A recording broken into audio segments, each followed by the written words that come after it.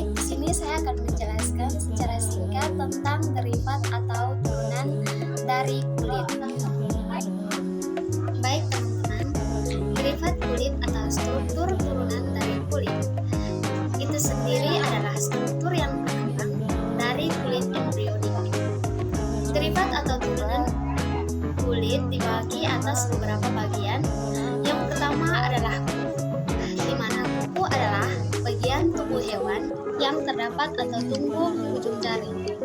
Kuku tumbuh dari sel mirip gel yang rapi, mengeras, dan kemudian terbentuk saat mulai tumbuh dari ujung jari. Kulit ari pada pangkal kuku berfungsi melindungi dari kotoran. Fungsi kuku adalah untuk melindungi ujung jari yang lembut dan penuh urat saraf, serta mempertinggi daya sentuh. Fungsi kuku adalah untuk melindungi ujung jari yang lembut dan penuh dengan urat saraf, serta mempertinggi daya sentuh. Pada kulit di bawah kuku, terdapat banyak pembuluh sentuh, pembuluh kapiler yang memiliki sembuli darah, sehingga menimbulkan warna kemerahan seperti tulang dan gigi. Kuku juga merupakan bagian terkeras dari tubuh karena kandungan airnya sangat sedikit. Derivat kulit atau turunan kulit yang kedua adalah tanduk, di mana tanduk adalah nama umum yang diberikan kepada penonjolan yang panjang dan runcing, bercabang atau tidak bercabang pada kepala bagian frontal. Tanduk dibagi menjadi beberapa bagian, yaitu tanduk kosong, di mana tanduk kosong merupakan seludung satan yang melapisi sumbu tulang, tak bercabang dan pernah tinggal pada beberapa hewan yang baik pertumbuhannya pada hewan jantan. Yang kedua adalah tanduk rambut, di mana tanduk rambut disebut pula dengan cula seperti pada badak, yaitu kumpulan rambut-rambut yang telah mengalami fusi.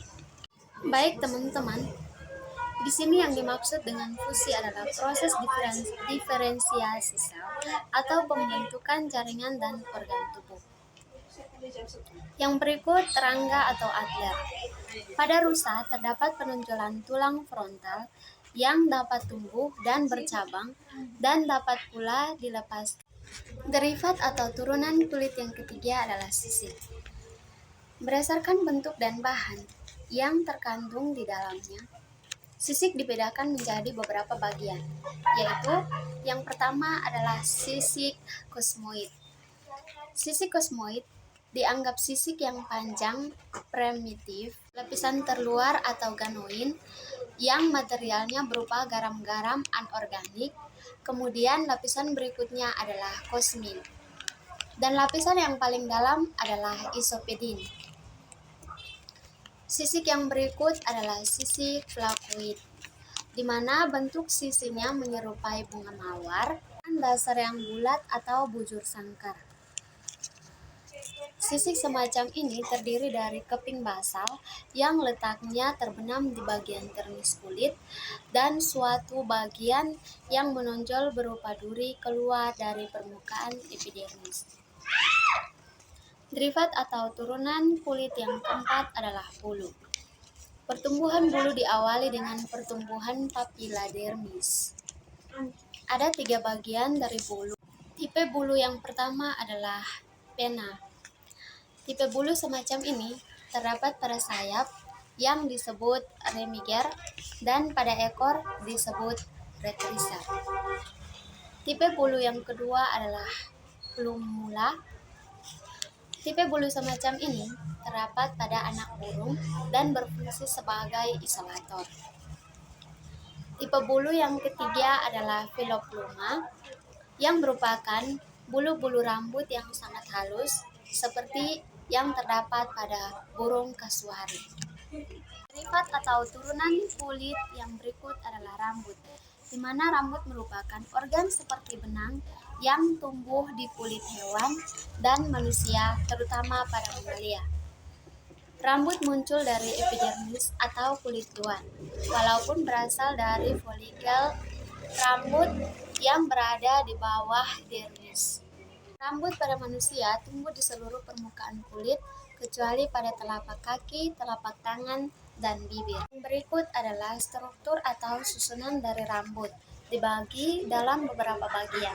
Yang pertama adalah shaft, yaitu rambut di permukaan kulit.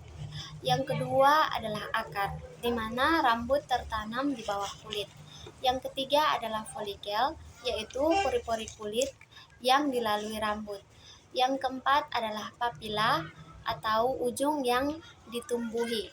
Yang kelima adalah medula, merupakan bagian tengah yang berlubang seperti selang. Yang keenam adalah korteks, di mana merupakan bagian utama dari rambut. Yang ketujuh adalah kutikula atau lapisan keras. Yang delapan adalah kelenjar minyak.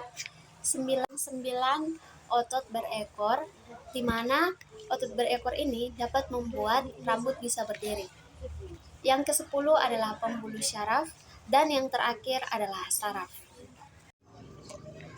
Derivat atau turunan kulit yang keenam adalah gigi. Gigi merupakan salah satu turunan dari kulit, di mana manusia memiliki dua kelompok gigi, yaitu gigi susu atau disebut juga dengan gigi bayi, dan gigi dewasa atau disebut juga dengan gigi permanen. Struktur dari gigi dibagi menjadi beberapa bagian, yaitu yang pertama adalah email gigi, di mana email gigi yaitu lapisan pelapis mahkota gigi, sifatnya keras karena dibentuk oleh kalsium. Warna dari email gigi tidaklah putih sepenuhnya, melainkan keabu-abuan. Fungsi dari email gigi adalah untuk melindungi tulang gigi dan bagian luarnya. Bagian gigi yang kedua adalah sementum gigi, yaitu lapisan pelapis akar gigi, di mana fungsi dari sementum gigi adalah untuk melindungi akar gigi. Strukturnya tidak setebal dan sekebal email gigi. Bagian dari gigi yang ketiga adalah tulang dentin, di mana tulang dentin merupakan lapisan terluar pada bagian gigi. Strukturnya meliputi seluruh panjang gigi. Dinamakan tulang dentin karena strukturnya mirip tulang namun lebih keras. Fungsinya sebagai pelindung kedua gigi setelah email gigi dan sementum gigi. Struktur gigi yang berikut adalah rongga gigi atau disebut juga dengan pulpa, di mana pulpa merupakan jaringan lunak yang membentuk rongga. Fungsi dari pulpa sendiri adalah untuk mempenetrasi dari gigi dan mengidentifikasi benda asing berupa tekanan, suhu, dan nyeri. Derivat atau struktur kulit yang terakhir adalah kelenjar, di mana kelenjar yaitu alat tubuh yang menghasilkan getah atau sekret tertentu. Kelenjar dibagi menjadi dua, yaitu yang pertama adalah kelenjar keringat, di mana kelenjar keringat berupa saluran melingkar dan bermuara pada kulit ari dan berbentuk pori-pori halus. Fungsi dari kelenjar keringat sendiri yaitu selain sebagai alat sekresi juga berperan sebagai pengatur suhu. Adapun bagian-bagian dari kelenjar keringat yaitu yang pertama adalah kelenjar ekrin, di mana kelenjar ekrin ini terdapat pada semua kulit. Yang berikut adalah kelenjar apokrin, di mana kelenjar apokrin sendiri terdapat pada aksil, anus, skrotum, dan bermuara pada forkel rambut. Yang berikut adalah kelenjar mamae, di mana kelenjar mamae terdapat pada mamalia. Bagian kelenjar yang kedua adalah kelenjar sebase atau disebut juga dengan kelenjar minyak, yaitu kelenjar yang dapat menghasilkan minyak dan berfungsi untuk mengontrol sekresi minyak. Baik teman-teman, inilah penjelasan singkat dari saya. Jika teman-teman ada yang ingin bertanya atau memberikan masukan, silahkan ditulis di kolom komentar. Sekian dan terima kasih, bye-bye.